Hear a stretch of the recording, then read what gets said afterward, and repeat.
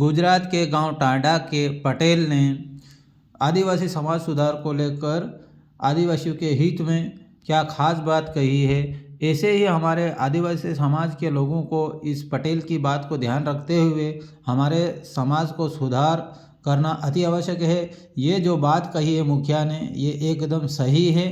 इस बात को लेकर हमारे आदिवासी समाज को विशेष ध्यान देना चाहिए और कम से कम ये पटेल जो बता रहे हैं इस बात को ध्यान देते हुए हमारे समाज के जो आदिवासी रीति रिवाज है उसमें ध्यान देकर कार्य करना चाहिए ताकि हमारा समाज ऊपर उठ के आ सके। तो चलिए हम आपको पूरा वीडियो दिखाते हैं। बोलू साहेबो, આજે તમે રથ લઈને આવ્યા છો મારા ગામ ટાંડામાં, તો તમને હું હાથ જોડું। હવે અમારા બાપ દાદાની પેઢી છે, બાપ દાદાનું અમારું ગામ છે, અમારા મેળાનું ગામ છે સાહેબ। હા, તો હું ગણે કરવા જાઉં છું, માંગણીએ પણ જાઉં છું, ચીઠી લખાવા આવે તો લખીએ જ છે, બધું કરીએ છીએ બરાબર। તો અમે ધારના પણ પૈસા લઈએ છીએ, અમે પટેલના બી પૈસા લઈએ છીએ, અમે અમારા લાગ લગતિયા પણ લઈએ છીએ। પણ જો સાહેબ આજે તમે આવી વાત કરી છે તો આ વાતમાં સાહેબ હું મારે જે તમારા બંધારણમાં 50 રૂપિયા મળતા હોય તો 50 રૂપિયા લઈશ, મને મળે નહીં મળે એનો કાંઈ વાંધો નથી। પણ આપણી આદિવાસી ભીલો ભાઈઓ જો હદરી જાય તો આપણી છોરીઓ ચૂકી રહે, આપણા લોકો ચૂકી રહે, લોકો કને ભીખ માંગવા ના જાય। હા, બાપજી કરવા નહીં બાતીના બાકીને પૈસા લાવવાના, 5% 10% લાવવાના, ઘેરો ગુંદાય ગુજરાતમાં પડ્યા રહે તો એના હારું આપણે આ 50 લેવાના, 50,000 રૂપિયા લેવાના, ગામના લેવાના, આ બહાર બોકડીના લેવાના ને એવા બોકડીના। પણ જો આ બંધારણ આપણું થાય જતો હોય, આ બધા ગામોના ભાઈઓ આગેવાનો પટેલો સરપંચો બધા સમજતા હોય તો સમજી જાય તો આપણું આજે આપણો સમાજ ઊંચો આવી જાય। તમને કહું હો, એમાં કોઈ શક નથી। આ તો આપણે 2-2 5-5 રૂપિયા વાટી લઈએ, ભાઈ વાટી લઈએ, એ તો જતા રહે। પણ 50,000 રૂપિયાનો આજે દેવું થાય, લાખ રૂપિયાનું દેવું થાય, બીજા ખર્ચો લઈએ, એલો લઈએ, પેલો લઈએ। પહેલા બાપ દાદા શું કરતા હતા? ઝાડ નીચે ખાટલા ઢાળ દેતેલા, ઠેલા પાથરી દેતેલા, નીચે રહેતા હતા અને બુકડી હાલ દેતેલા, સમોળીને મરસો નાખતે દેતેલા, મકાઈની ઘાટ પાંદડા હાગડાના। આજે ઘૂડસા લાવો ને, ઝંડા લાવો ને, જોડા લાવો ને, કયા એ પીછે આપણા પાસે કયા પૈસા છે?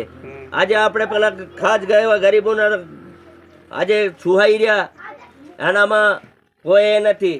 એના કરતાં બધું બંધ કરો ભાઈ, દાળ ચોખા કરી દો, પેટ ભરીને ખાઈ લે અને ભલે ખુરશી લાવો, ખુરશી તમે લાવો તો બેસીએ માણસો, એનો વાંધો નથી હો। પણ આ તો આપણે આખું ખેતર ઢાંકી દઈએ અને આખી લાઈન લગાડીએ, 25-30 ગાડીઓની લાઈન લગાડીએ, હજુ કંઈક બાકી છે એટલે લાઈન બરાબર લાગી નથી એમ કે પછી પાણી આવીને હાંજના પેલા ગાડીવાળા આવીને ઊભા રહી જાય, લાવો ભાઈ ભાડું, તે શું કરીએ કઈ ગઈ તે એતરા છે એતની ભાઈ, આધા લઈ જાઓ ફેર લઈ જાજો। ના ભાઈ હું તો લેવા વગર નથી જવાનો, એને કરતા મોટી ગાડી કરીને બેહાડે લઈ જાઓ ને ભાઈ, ઓછો ખર્ચો કરો ભાઈ। આપણા કને હવે કાંઈ નથી ભાઈ, હવે આપણે છે ને બધા આવી ગયા છે ધડ ઉપર, કોઈ કાંઈ નથી। હવે જમીન પણ આપણી પાસે ઓછી છે। હા, કઈ કોઈ એ નથી, ગુજરાતનો ધૂળો ઉડે છે, ગુજરાતમાં જ્યાં વગર આપણું કંઈ થતું નથી। તો આપણે ભાઈ આ ટૂંકામાં કરવાનું, ઓછા ખર્ચામાં કામ કરી દેવાનું। આ બધા સાહેબો સમજાવે છે, આપણી મિટિંગનો આ એક એ થઈ છે તો સારું કામ થઈ રહ્યું છે। તો બધા આપણો એક આદિવાસી સમાજ એક થાઓ અને એક થઈને કામ કરવાનું છે સાહેબ, તો આપણી છોરી ચૂકી રહેશે અને બધું તાજું। હું પટેલ છું, હું મારા ગામમાં ફળ્યો નથી, આજે ટાંડા ગામમાં ફળ્યો નથી, આ તમને કહું બરાબર। હું આખા ગામમાં ધાર ટીલા કરવા જાઉં, આખા ગામમાં બધું છે, મારે કોઈની ખરાબ વાત કરવી નહીં, કોઈને સુઈ ખાવાની વાત નથી, કોઈની ખરાબ વાત નથી, કોઈનું ધાબણિયું લેવાની વાત નથી, એવી વાત કરતો નથી હું તમને કહું બરાબર। જેનો હોય વાંકો તો વાંકો, કાણો કાણો, તું કાણો તું કાણો, તું હાજો બરાબર। હું આવી વાત કરવા વાળો એટલે મારા ગામમાં આજ સુધી ફળ્યો નથી। આ મારા બધા આગેવાનો ગામોમાં મારા ભાઈ બધા આવેલા જ છે તમને કહું, એટલે અમે તો તૈયાર છે, અમાને કાંઈ વાંધો નથી સાહેબ। આપણે હોળ હાંકીને ખાઓ, કામ કરીને ખાઓ, મજૂરી કરીને ખાઓ, વીમામાંથી પૈસા આપણને કે આપણને આગેવાન બધા તૈયાર થઈ જાઓ ભાઈ। આ આપણે પેલા ગામના ધાપા હારું મત આગા પાછા થાવ ભાઈ, હું નથી થવાનો, મને તો ભલે 50 મળે જ કાંઈ વાંધો નહીં, ને મળે જ કાંઈ વાંધો નહીં, આપણે તો તૈયાર છે, બરાબર.